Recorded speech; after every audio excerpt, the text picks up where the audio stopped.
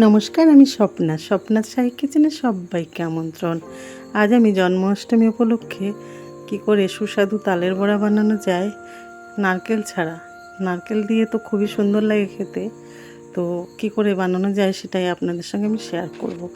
তালটা এভাবে ছাড়িয়ে নিয়ে ভালো করে মেখে নিয়ে আমি একটা ছিদ্র থালা দিয়ে আমি এভাবে তালের পাল্পটা বের করে নেব। দেখুন কত সহজে তালের পাল্পটা বের করা হয়ে গেল। তো আমি দিয়ে দেবো চালের গুঁড়ো। 1 কাপের একটু কম দিয়েছি, যেহেতু তালটা একটু ছোট, তো তালের সাইজটা দেখেই দিতে হবে। তো আমি সুজি দিয়েছি 4 ভাগের 1 ভাগ। ময়দা ছোট্ট 1 কাপের হাফ কাপ ময়দাটা দিলে খুব নরম হবে ভেতরে। দিয়ে দেবো চিনি ছোট্ট 1 কাপ। দিয়ে দেবো একটুখানি মৌরি। চিনি কিন্তু গুঁড়ো করে দিলে তাড়াতাড়ি মেল্ট হয়ে যাবে, যেহেতু সুজি দিয়েছি তো একসঙ্গেই ভালো করে মিশিয়ে টাইম একটু রেখে দিলেই গলে যাবে একদম। তো আমি ভালো করে এইভাবে মিশিয়ে নেব। ঢাকনা দিয়ে আমি 15-20 মিনিট রেখে দেবো, তাহলে কিন্তু চিনিটা আর সুজিটা বেশ সুন্দর নরম হয়ে যাবে।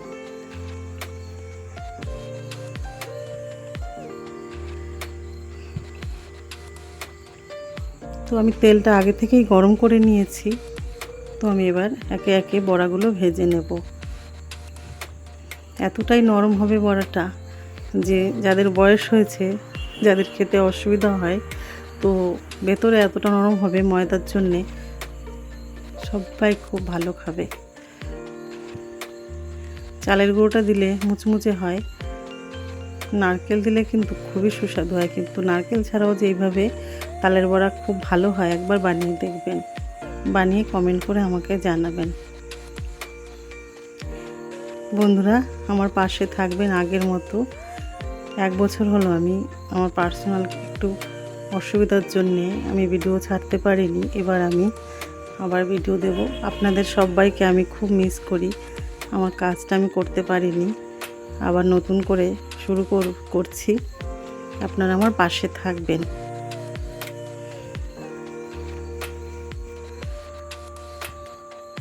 তালের বড়া একটু হালকা করে অনেকে ভাজে, আমি একটু লাল করে ভেজেছি। মনে হবে যে শক্ত হয়েছে, কিন্তু তা না, একদম নরম হবে।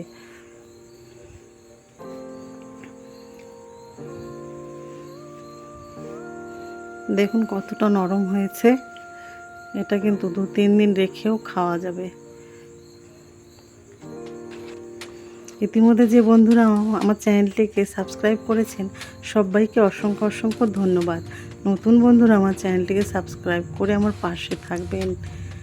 পাশে বেল আইকন অবশ্যই ক্লিক করবেন। আমি যখনই নতুন কোনো রান্না দেব সবার আগে আপনাদের কাছে পৌঁছে যাবে। প্লিজ বন্ধুরা আমার চ্যানেলটিকে লাইক, শেয়ার, কমেন্ট করার অনুরোধ রইল। ভালো থাকবেন, সুস্থ থাকবেন। ধন্যবাদ।